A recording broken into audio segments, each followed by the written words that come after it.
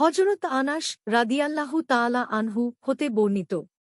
তিনি বলেন, একদিন আমরা রাসূলুল্লাহ সাল্লাল্লাহু আলাইহি ওয়াসাল্লামের সাথে মসজিদে নাবাবিতে ছিলাম।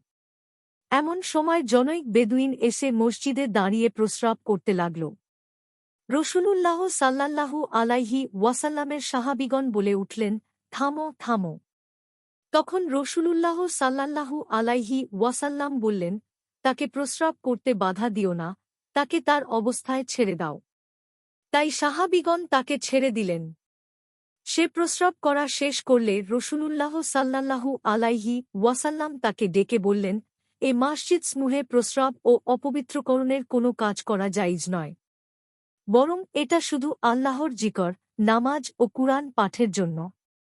রাবী বলেন, তিনি সাল্লাল্লাহু আলাইহি ওয়াসাল্লাম ঠিক এ বাক্য বা অনুরূপ কিছু বলেছেন।